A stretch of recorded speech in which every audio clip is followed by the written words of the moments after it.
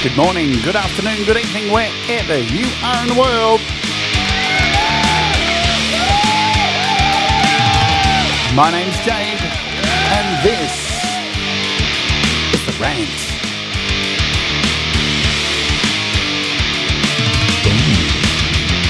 And today we're talking about artwork. Specifically, album artwork. So let's grab our ankles and get ready to ooja. Hi, my name's Jade, and this is The Rant, and I hope you're doing okay. Welcome to the start of a brand new week here in Australia. It's Monday morning, Sunday for the rest of you. Catch up. Come on. I even slowed down today. I put on my training wheels. Catch up, you guys. It's already Monday, which means it's the start of the week. Yes, lots of cool stuff coming up. I just want to tell you guys, I have a awesome interview coming up this week. It's all kind of been last minute the way it's all fallen together, but this week's interview on the show is with an amazing artist who I came across called Ara Christina, and she'll be coming on the show this week. Maybe we'll even close today's show with one of her tracks. What do you think? Look, she's got where are we? We'll play one of her tracks maybe to go out. She's very unique, very interesting, very cool. And she's coming on the show. We just confirmed it, so that's really exciting. And then the following week, I think, is Scotty Butters. Because you can't get enough of that, can you? Hey? Let's say hello to you folks, and we'll get into having a little bit of a rant and showing you some little tips and some tricks. It's a bit of a mixed bag today.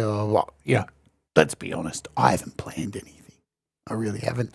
Studio 6+1. I was talking to him about an interview as well. I think we booked that for some time in June, so that's happening. Fat Panda Cat, Ella Gratilia, hello. Thomas Christ, g'day. Who else? Joe Glenn and Thomas. Thanks, Thomas, for banging all this stuff in here. See all this stuff? This helps the channel. It does. And Barry Glenn, hello. And Camp G-May's in the house. G-May! Leela, it's at the dog park, I think. Or is she? I don't know. G-May! Jenny Jolivay. Craig O'Sullivan. Boom! Welcome, Miss Stephanie. What's going on? Hello. Alrighty. Well, get into it. So, let's talk art. Art is very important. Art has gone hand in hand with music for many, many years. You can't deny it. In fact, many arts cross-pollinate. Yeah, film uses photography. Yeah, it's cinematography. It's all the same thing. Photography, art, music, all this stuff all crosses. Even video games use art. Everything's kind of interconnected at some point. Yeah, Mr. Smith, how'd he do?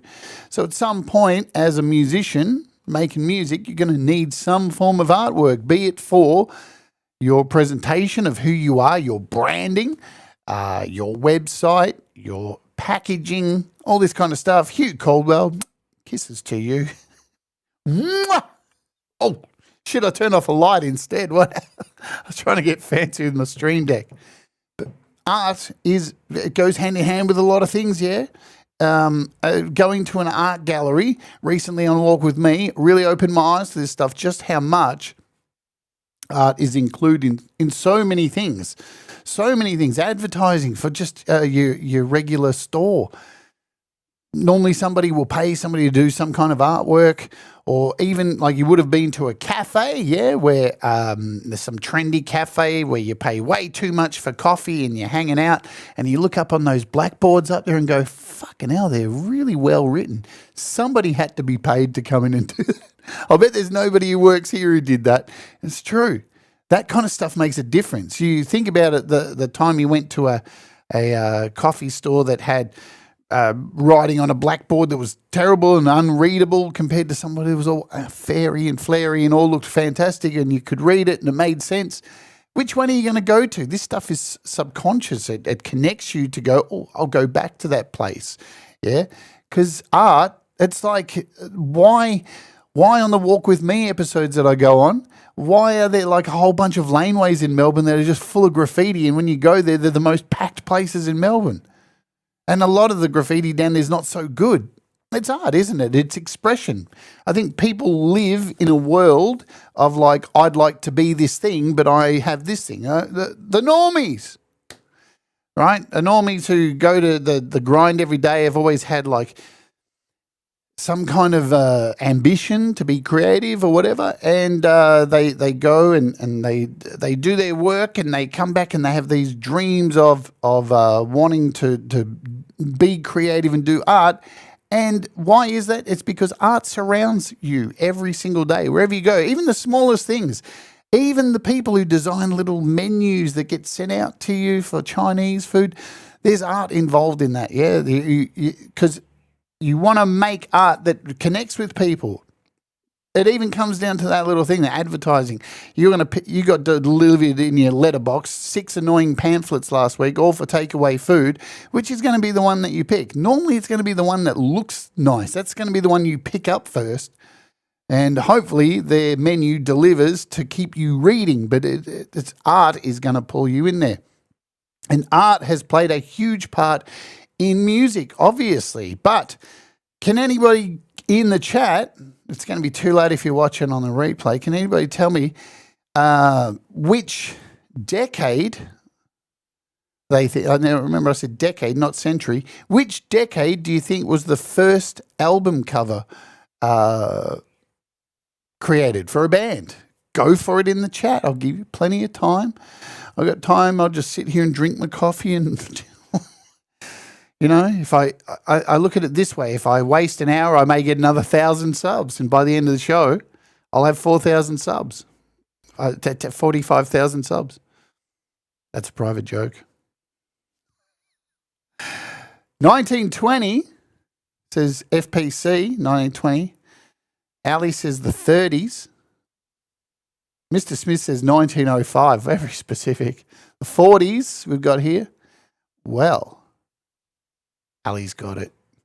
20th century, Mateus.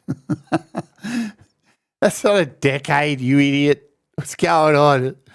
Listen to this guy. Fucking, I don't know what they're teaching you in Poland.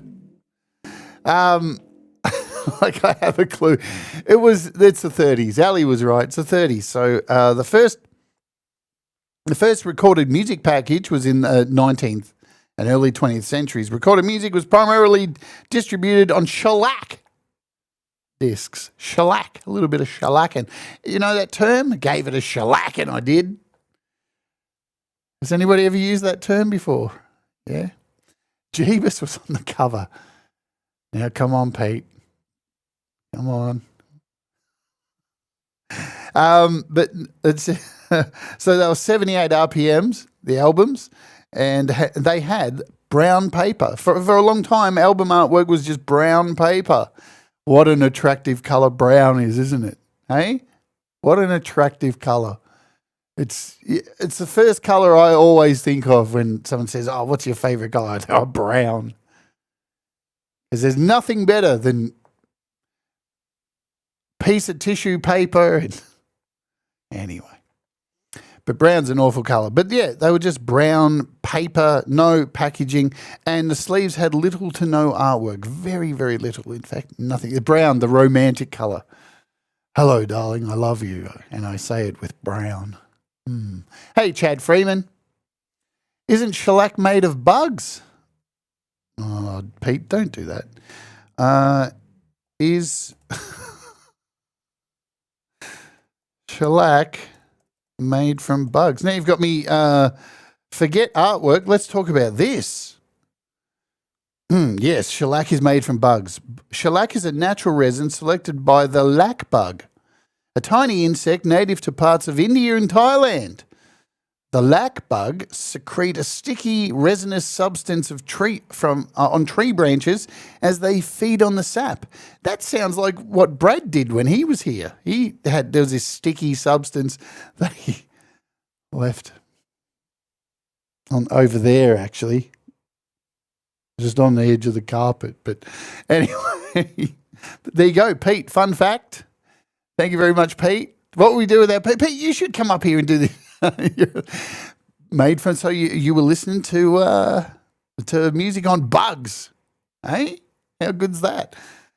So the first actual, so in the early cover art, first known use of illustrated album covers can be traced to the late 30s, where it was Columbia Records were the first ones who began using a simple printed sleeve with a decorative border and text. So it wasn't even like artwork. It was just, you know, that stuff your nana does and goes, look what I've done. I've done like this little thing around it. Yeah. Okay, nana. Take your pills. Shut up. God, I'm in a stupid mood today. Costa, what's going on? You can eat a lot of bugs in Thailand as well too. I've eaten a lot. I could show you videos of me eating bugs, but you probably would not like to see that. The birth of album art, the first recognized album cover. Actually, there is one, and it is Alex Steinweiss. He's credited for creating the first illustrated album cover. He designed a colourful, artistic cover for smash song hits by Roger and Hart, revolutionising the industry by boosting sales significantly. So, there's the deal. That's why album art was actually created, to catch people's eyes, to get a glimmer in their eye and go, oh, I want to buy that little thing that's sitting there staring at me on the shelf. Well, we'll get to more of that. Adorable Anarchy, hello to you. Because it's changed over time, yeah, it has changed, and album artwork was a thing. So there's that. Album covers became marketing tools designed to attract buyers visually. Interesting, really, because music's an auditory form of entertainment. So obviously the whiff. The whiff of auditory pleasure was not enough. They needed some visual pleasure to... What the hell am I doing? So, it's all a marketing tool. Artistic influences. Covers feature bold typography, stylized graphics, and in some cases, illustrations related to music genre like jazz or classical, or just a naked baby swimming in a swimming pool. Still one of the greatest album covers of all time. The thing is, though, isn't that the case? And I'm going to prove that soon. I'm going to go through what Rolling Stone believes is the top 100 album covers. We're going to go from number one up and see. And from my knowledge, I expected there were other, from just what I thought would be there. I was really wrong. I was wrong. Even though the baby in the pool is high up. All right. So then we skip. What's interesting is we skip to like the 1950s and 70s, where artistic expression really began to boom. And hello, James. Welcome, James Myers. And Deep Gravity. Hello. So the 50s and 70s, really album artwork started to explode. Long playing LPs was where it really took off in the late 40s, allowed more elaborate cover designs, 12-inch albums. That's what she said. And there's a couple of album covers listed in this thing here. So obviously somebody's already written it here. Sgt. Pepper's Lonely Hearts Club Band, an iconic album cover. A collage, essentially. When you really break it down, it's not too dissimilar than Carcass's Reek of Putrefaction. I'll prove it. Hold on to your tits. I'll prove it. Right. Let's do it. Sgt. Pepper's album cover, image, essentially a collage, right? There it is. Look at it. It's a collage. Look. It's virtually a scrapbook. That's what it is. And hailed as one of the greatest pieces of album artwork of all time. But then when you look at Carcass, Reek of Putrefaction, just as cool, right? Just as much. It's just human body parts instead of people, right? There you go. See? Look at that one. Look. Human body parts are still a collage. It's the same technique. It's a better album. Don't you agree, Russ? Russ loves the Beatles. He actually does. Velvet Underground. They're artwork by Andy Warhol.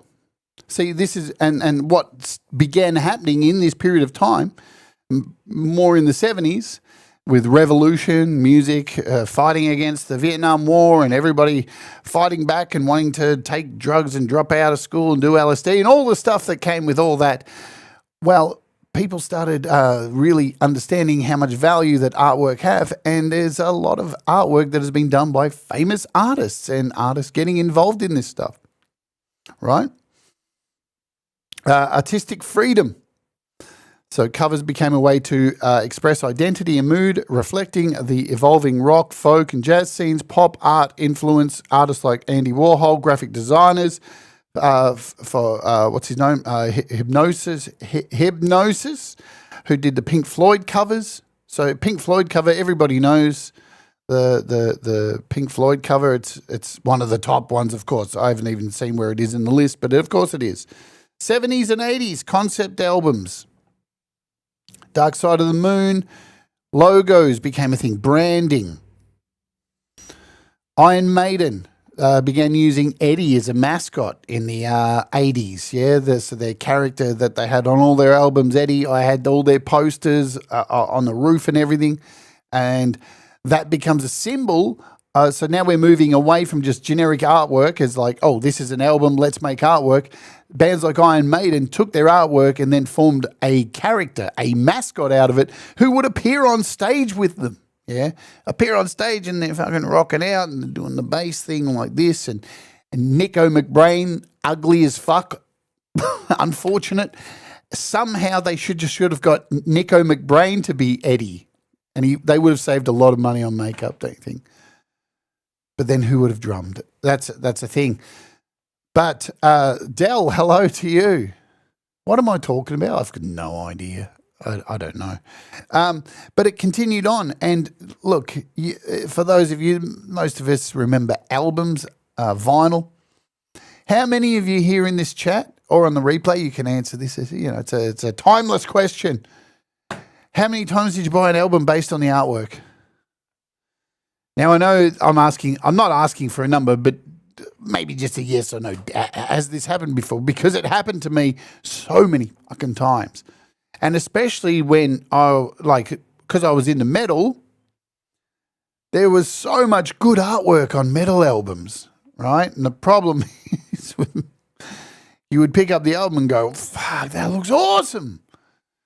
And then get it home and go, fuck, that artwork is really good. But that's about it. But sometimes you get a cracker, right? Wow, never. That's really shocking. Not even once. Wow. I don't know, because maybe I was a weird kid. I know I'm a weird kid. I'm a weird adult. But when I got my very small amount of pocket money each week as a kid, the very first thing I would do would go to buy a record, right? And even if there was really nothing out, and that's when that would happen, I'd be there just going, but I got to have a fucking record. I need something new because I'm an addictive collector. And that led to buying some pretty bad albums. But it's all good. Oh, you didn't browse record stores, right? Because you're a whippersnapper. Folks, Greg's only 16 years old, so it's his 16th birthday today. He doesn't even know what records are. I hope that just made you laugh, Greg. And I've met Greg. He is older than 16. I've met him. He was in an episode of Walk With Me, weren't you, Greg? Fucking hell. That was a good episode. That was when I went to Bacchus Marsh. I got to catch up on what you guys are writing here. A lot vinyl, many CDs in my teens. Yeah. Thomas, what's Thomas got to say here? Especially if it was located near something I already knew. That's a fucking thing. They used to do that, Thomas. They'd put shit albums with really good albums because they'd be like, don't put them in the bar. Listen, I've worked in record stores, right? This is the way it works. They'd be like, don't put it in the bargain store because nobody wants to fucking, if they see it in the bargain store, they go, well, that's got to be shit. Put it next to all the popular albums. Put it right next to it. Similar style, people just buy it. Yeah, why not? Denise is in the house. Boom. All right, where am I going with this? Oh, so then we moved from, oh, look, the gatefold. Hey, look at Hugh. He's on it. The gatefold. What a wonderful thing. And yeah, look, there's no doubt about it. The album cover, and it was an integral part of purchasing an album for me, because you'd get home and it was more than just like putting it on. You could put it on, listen to it, so you got the audible orgy going on in your head. Then you've got the lyrics, and how many times, I can't tell you how many times I read who produced Metallica's Master of Puppets and where it was produced, and because there wasn't much writing on that thing. There was a lot of thank yous to people I don't know. You remember that on records? How people like write heaps of thank yous to all these people none of us know, and you just be like, oh, who are these people? Who cares? Fuck off. But then we moved to CDs, didn't we? Yeah, we're off to CDs, and the artwork shrunk. And it kind of is indicative of the way the world has gone, hasn't it? Like, remember Big Macs, when you used to get a Big Mac and it was actually a Big Mac, and now it's not a Big Mac. It's like about that big. And you just go, that's not very big. Maybe I'll get the double Big Mac. Oh, it's the same size. It's got 2 pieces of meat in it. What the fuck? Yes, music shrinkification. That is it. But the shrinkification has happened for everything. Trust me, I used to work in the sex industry, and boy, did I see a lot of shrinkification there. No wonder they pay. But anyway, shrinkification. And so the artwork come down to this, and it's like, man, that's so small. And it kind of lost the sexiness, didn't it? It really lost the sexiness. And they tried to make it exciting, didn't they? The industry tried to make it exciting by making those digipacks, the cardboard packs that opened up a little bit more. And then they tried to release like packaging of these cardboard boxes that were like about this big, and the CD took up half of it. Like these presentation boxes, you know, these things. And then Metallica tried to swindle everybody, releasing a whole bunch of songs that they've previously released with a bunch of crappy merchandise in a tin, and they called it I don't know. And then there's the Vault. Remember the Vault by Gene Simmons? The Vault. It was like $8,000, and if you bought it, you could have him come to your house and sexually assault your children. That's fucking awesome stuff. Anyway, so CDs came along, and the art shrunk, and yeah, the booklets were different. It just wasn't the same. And then CDs disappeared, and now artwork seems to be a thing of the... I'm just going to say it. I think artwork these days for album covers are a last thought. And I've been guilty of it too. And that's sad, because not only, like, we say this all the time on a group of these channels, is that we live in the future. The ability to make music on a fucking phone, you know, with such little gear these days. And you guys have seen me release a song and over the years and produce a song here on the channel, and then get to the end and go, all right, album art, I guess I'll make this. I've seen Pete do it before, where he's spent, you know, a month on Songtember and gone, oh, all right, I guess I'll just open Canva and we'll just throw this in here. And we're all kind of guilty of it at some point, just getting artwork out on something, going, oh, okay, cool, let's just get it done. But I still think it's important. I still think album artwork is important, and it should tie in, and it shouldn't, like anything, you shouldn't be making album artwork for people. Like, oh, this will make somebody buy it. Because trust me, you are going down a very lonely path there of self-destruction, of trying to gauge what people are going to like and what's going to make them go, oh, that's... No. That's not going to work these days. Because, you know, it should make you happy, and it should make you want to look at it. And that's enough, because we all know the bullshit of, like, you create a bunch of songs, you put them out, and you are so certain, I think this song's the best one. I think everyone's going to love this song. This song's going to be the one. And it never happens. That song is always ignored, and the one you didn't like is the one that people like. So it's the same with artwork as well. If you sit there trying to guess what people are going to like and what's going to make somebody pick it up, you're probably overthinking it, and you should be putting more effort into like what you like and what's going to tie into the song. But there should be a thought process, and it should be while you're making the song, because that's when you're writing the lyrics and you're thinking about the song and all this kind of stuff.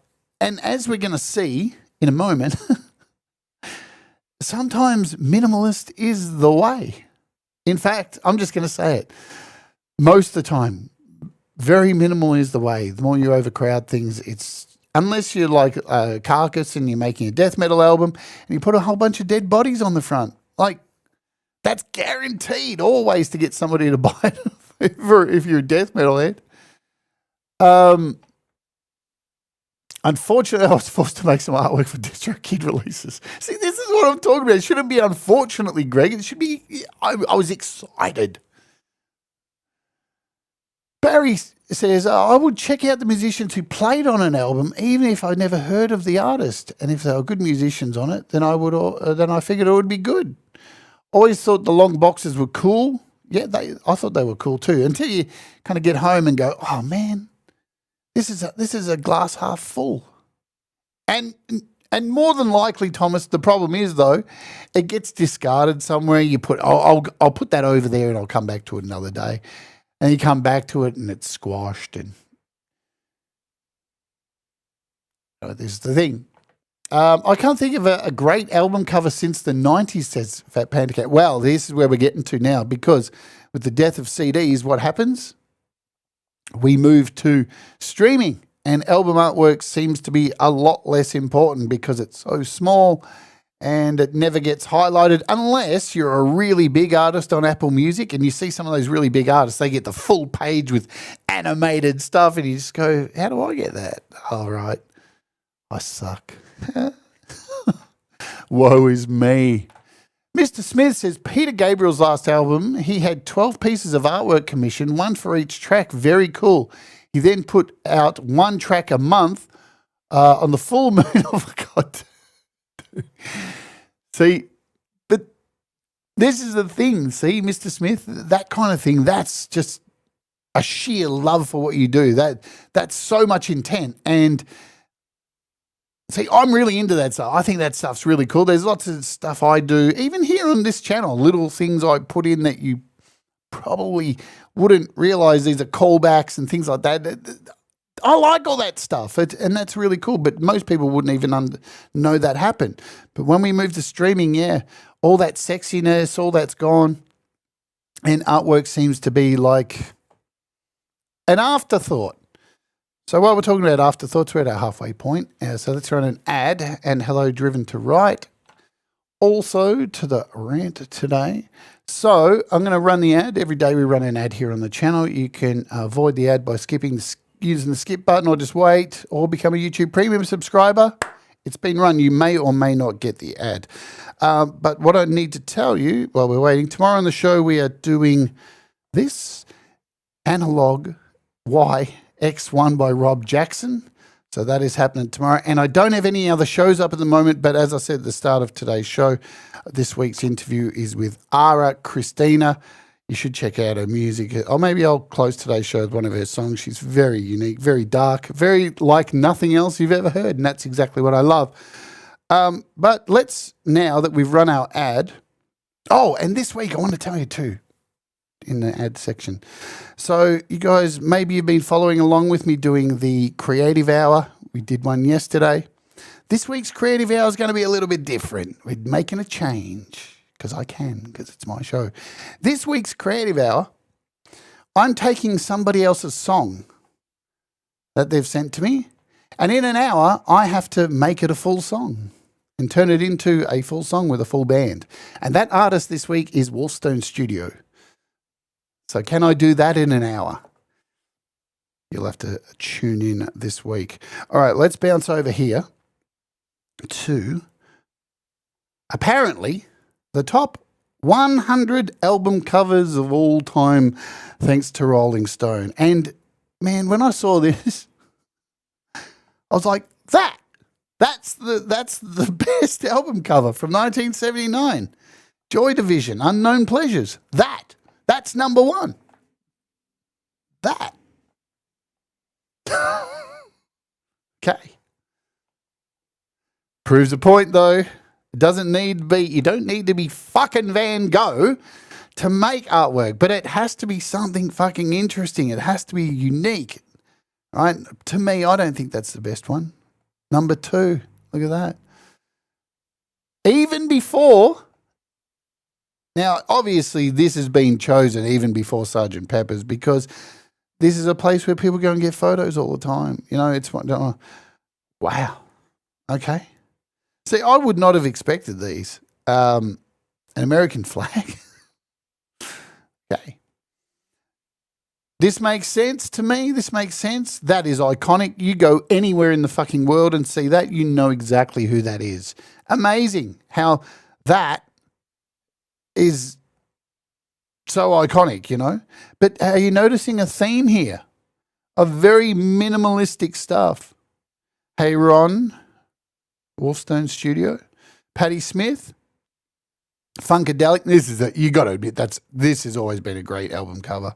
I remember seeing this for the first time and having nightmares, fucking nightmares. My mum had this in her record collection. I was just like, oh, the woman's head. Again, very. It is. I know. It is Rolling Stone. I mean, that's an iconic album cover right there. There's no doubt that's an iconic album cover. I'm not denying that. Number 9. I would have thought this would have been higher up. Yeah. But are we getting this? There's a lot of minimalistic stuff here. Kendrick Lamar, I don't know about that. Classic album cover, this one. And I'm not even a whole fan, but like, you know, some of these album covers, you don't even need to be a fan. You just know that's... Beyonce can go fuck herself. I don't know. I don't think much of many of these. I'm not going to lie. I think a lot of these stink. But here we are, yeah? Oh, Black Sabbath, of course. But here we are. It's all subjective, isn't it? Art is subjective. One person's poison is another person's fucking elixir. So my opinion matters not. The fact is, ultimately, though, let's get real, right? So all these album covers are fantastic. But this gets 23. It's just white with the Beatles on it. But this proves a point too, right? So these albums, the covers are iconic. We see them and know who they are because of the music. It's a symbiotic relationship. One needs the other, right? No one's just going to go and see the Pink Floyd album cover for the first time with no music to it and go, oh. You know what I mean? Maybe they did. But these things need each other. One without the other is not going to work. So that's the point. So today, while we're talking about album covers and, you know, my sometimes need to just gloss over and get something done, I used to do things in a really different way. But since AI has come about, I've changed the way I make art these days and now use a combination of AI and the way I used to work. And I'm going to show today. So I've covered a whole bunch of apps here on the channel for photography or for this kind of stuff. Some of them are up the top here on my iPad right now. So Superimpose X, Studio, this is GoDaddy Studio, and Pixelmator. These are the 3 I mainly use here on my iPad to do things. All 3 of them kind of do the same things, but they do them a little bit differently. And depending on time, that's how I use them.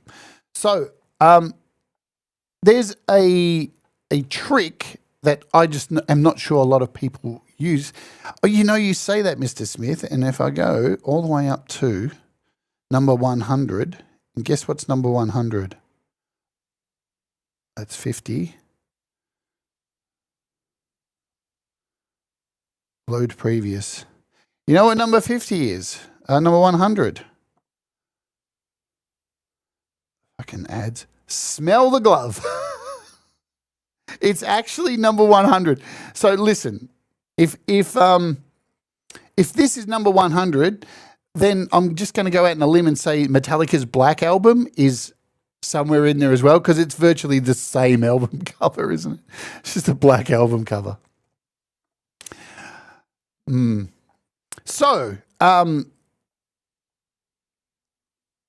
just going to run through some tricks which I think are really cool and can help people use a combination of different styles. Because I know there's all this hoo-ha at the moment with using AI images, and even for my thumbnails, there's certain shows I will use AI for, like an interview. When I do an interview, normally the background is AI. What else? For these shows, right? For these shows, I like doing AI ones because these are different than an app review. It's a way for me to differentiate the different shows, yeah? Even the Creative Hour. The Creative Hour's thumbnails are AI as well too. Why? Because I want them to stand out from that's this week's Creative Hour. What the fuck is going on? But I used to use a lot of like the concept of the Beatles, yeah, or that Carcass album with collaging, removing backgrounds of images and put them all together to make album artwork. For example, let me show you what I mean. Do I have a large copy of this? I probably do. Give me a sec. You know.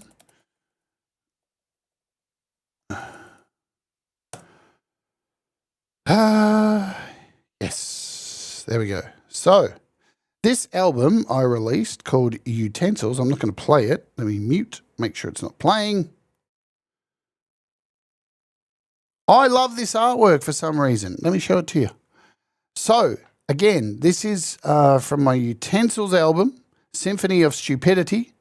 And basically, as you can see, it's a man walking off a cliff, playing a stand-up bass into hell, falling off into hell. And this was made from nothing. This was made from 1, 2, 3, 4 images. Some musical notes, which I removed the background, the guy playing the bass, which I removed the background, the rocks, which I removed the background, and the fire, which was a transparent. And then just some clouds in the background, right? So people are using AI to do this kind of stuff that's not too hard to do. But I see this all the time, especially with the Ministry of Silly Walks, exactly.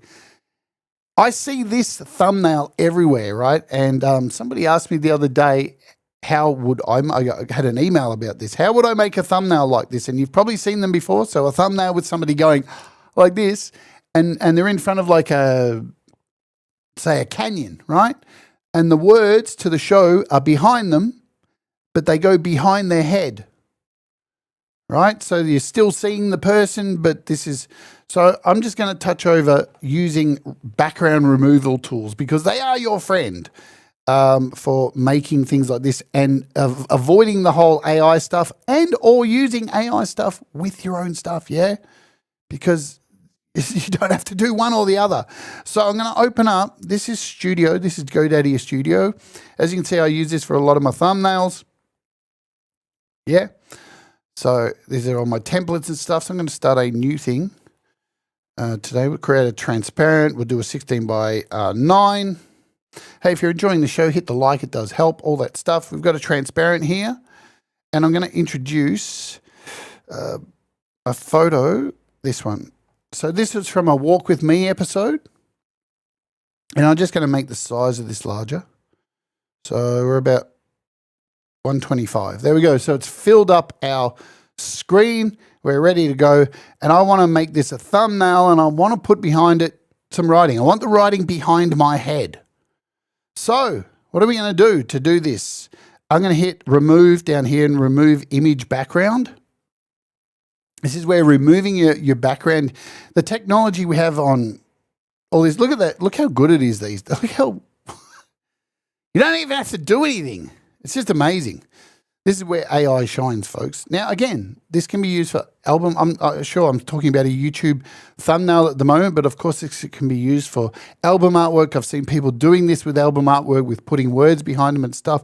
So now we've got this image sitting here of me, but all the stuff's gone from behind. So I'm going to hit tick on this and I'm going to insert another copy of that photo. right? Because we don't have Photoshop on iOS. Photoshop, you can do this a whole lot easier, but like anything, there's ways around this stuff, yeah? So I'm going to put the photo back in here, and I'm going to make the size back up to 125. And now I'm going to move the photo behind me, and now I have the original photo of myself in 2 layers. So there's the layer of me, and there's the layer of the photo, and you can see it looks normal. So now I can come in here and add whatever text I want. So let's do it. I'll just do a walk with me, maybe in caps. Let's make this big, keep it white, stretch it, make sure it fits the whole screen. So we want to make it like this, super big. So it's kind of behind my head. We want to give it a shadow, do a shadow. There's a little shadow. We'll make it a bit closer, make it a bit more opacity-wise. Bring it in a little bit. Blur it, maybe. Give it some blur. A little bit of blur. And now all we need to do, now we've got 3 layers here. So now all we need to do is just bring this down in between the 2. And there you go. There is that classic look that you see. I see this I watch a lot of travel vlogs. So I see this fucking everywhere, these travel vlogs where they're like, I'm in Melbourne, and it's got the big word Melbourne behind them. It's not too hard. It's pretty easy to remove, especially with iOS, if you've got something like this. Remember, we don't have Photoshop. So that method you just saw, and you can remove this and see what's going on. Let's take out this opacity. All right, so now I'm behind. You can do a mixture of both, yeah? Anyway, just one. I thought I'd throw one tip out there today. And even if we come in here, and if I'm able to do a scroll, give me a second. Nah, I don't think it's going to work. Let's go iCloud.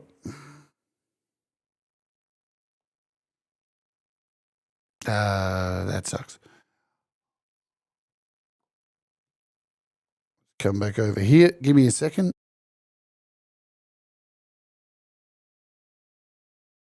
All right. So artwork is important, and doing little things like finding pieces and I'm just waiting for this thing to load here, and then I can show you more examples. Unfortunately, here we go. It's starting to load now. So building things, building art with little pictures instead of just relying on AI. So like creating a background to then add things to. I can give you an example. Let's do this. Let's do, just for an example, come over here. We'll use AI to make something. Oops. Create a new thing. I'm going to come in here and say create a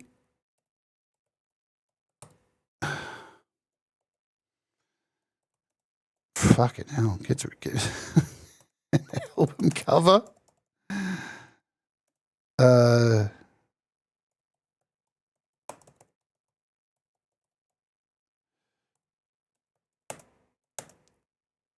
A jungle scene, ultra realistic. Man, why is my typing so bad today? Realistic.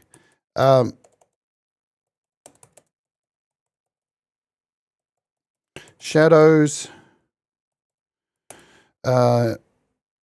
with a lake and blue skies. Cool.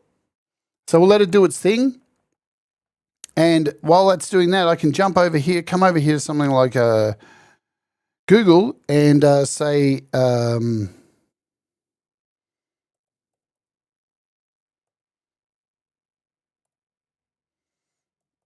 rhinoceros, PNG.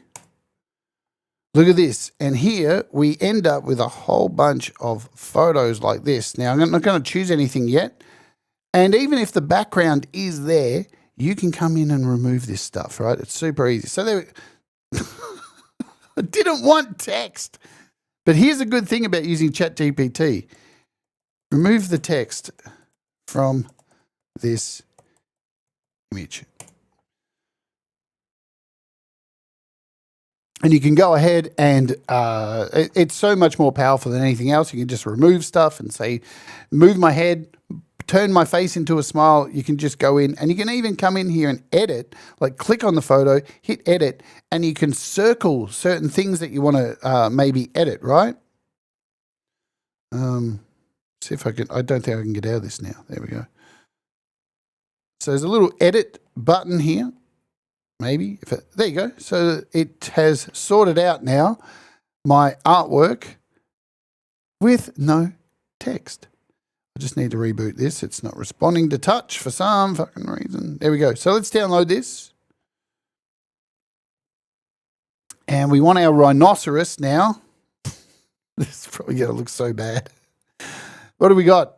13 minutes to go. We want a realistic rhinoceros. We want to make it look like it's coming out of the water. This one kind of looks pretty cool, I guess. This one here.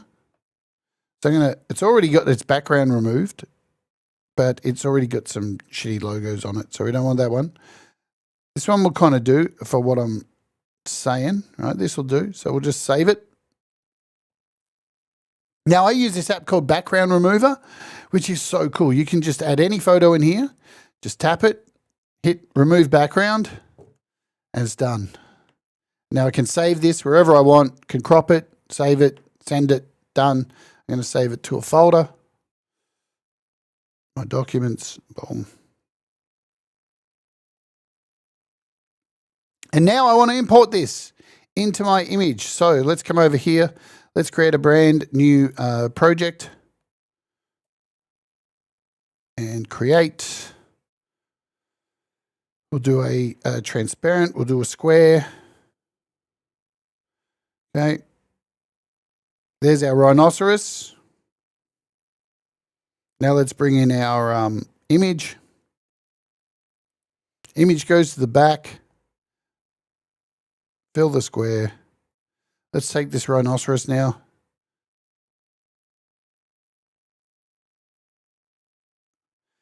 But we want the rhinoceros to look like it's in the water, not standing on the water. So what do? We're going to go over here and we're going to mask this. We're going to remove some of this, right?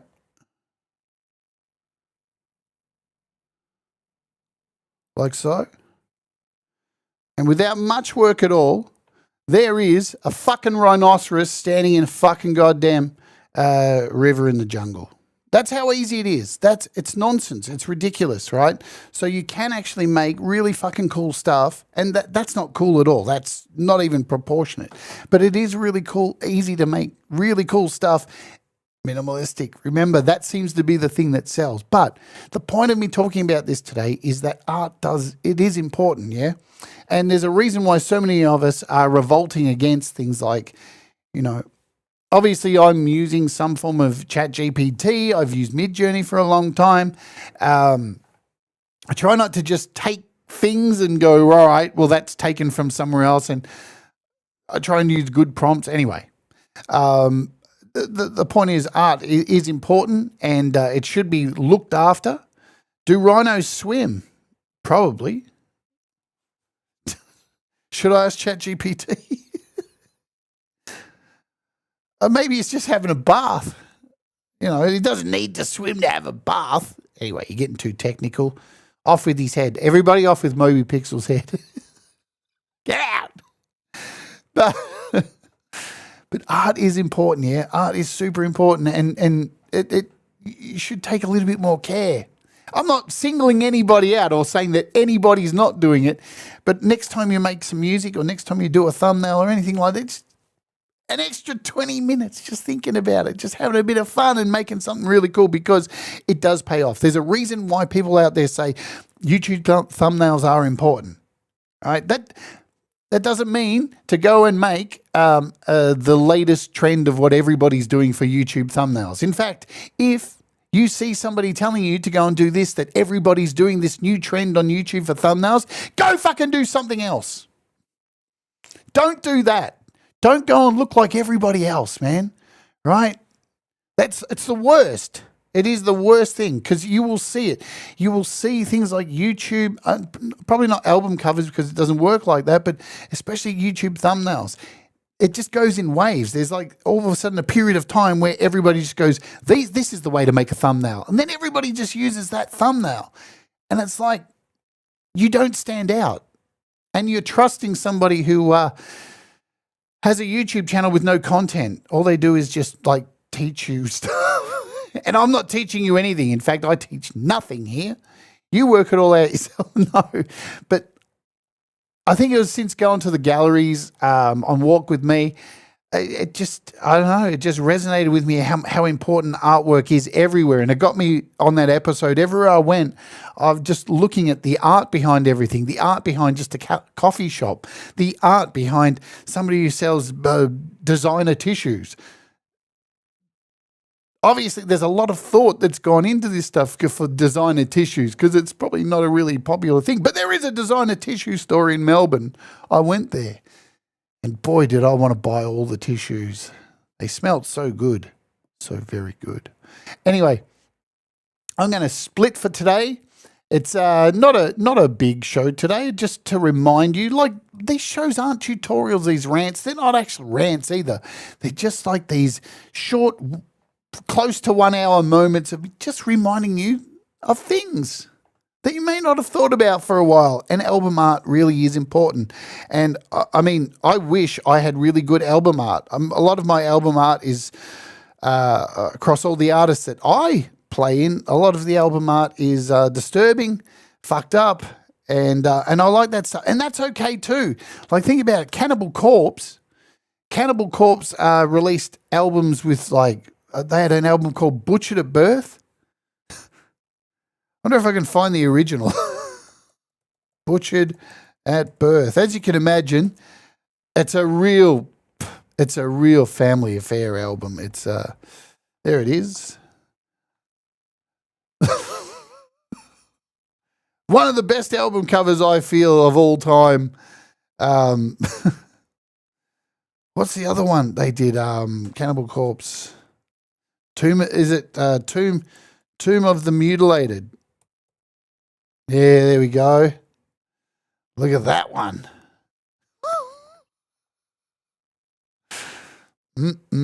Tasty. But it doesn't matter, does it? Because it's all art, right?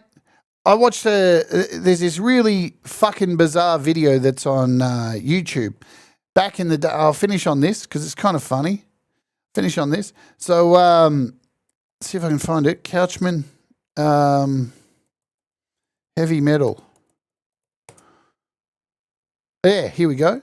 So back in the 80s, was it the 80s? Early 90s? I can't remember. 10 years ago. This one says 10 years ago. There was a debate over, does heavy metal music, here in Australia this was, and here's this show, right? It was on the ABC called Does Heavy Metal Contribute to People Committing Unaliving, right?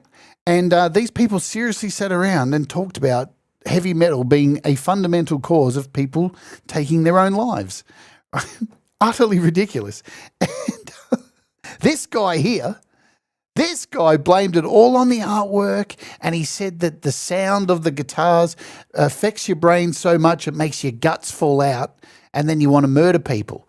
Very strange, because I've never had any of those feelings.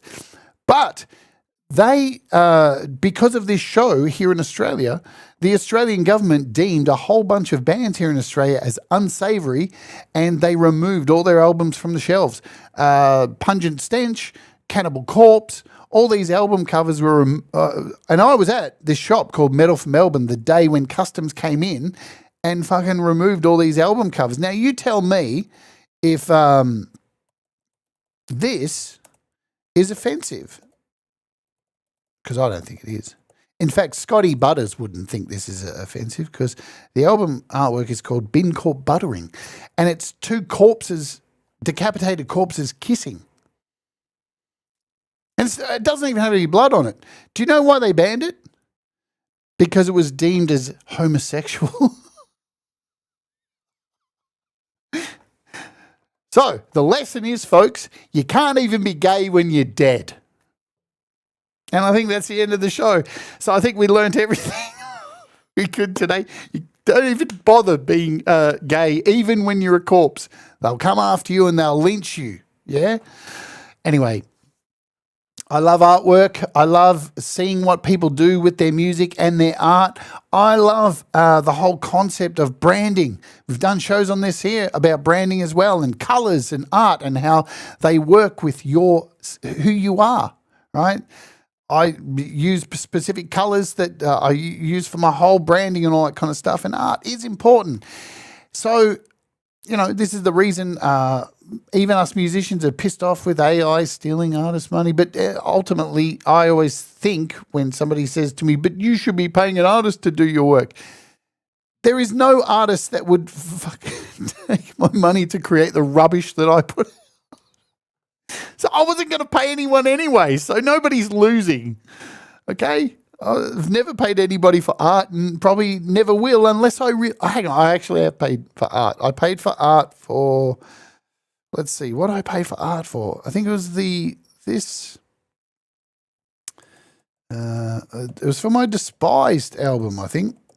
One of the art pieces of artwork. I can't remember which one. I can't even find my own band. How's that? There you go. Artist, Despised. Can't even find my own artist. Nice. All right. Well, I'm out. Pete Johns is up next, and he is playing your music live. He does it every week, and it's a massive selection of great artists, and it's probably you that's going to be one of the artists there. So come over, join us all over at Pete Johns. We'll be hanging out and listening to all of the great music made from this community. I'll be back tomorrow looking at Rob Jackson's brand new app, and there's I have a heap of really cool apps to look at this week. I just haven't sorted out the order. And we've got a couple of minutes, so let me just go out and play a portion of our guest this week for a minute. I'll just fade it in. So thank you all for being here, for watching on a replay. Do the like, all that stuff. You guys rock. This is my guest interview this week. It is Ara Christina. And we'll just play a little bit of one of her tracks called The Knife. Do the things that make you happy. Mistakes make you better. We'll all rise together. See you over at Pete's. Let's Oja, baby. Oh. Whoops. Let's try that again.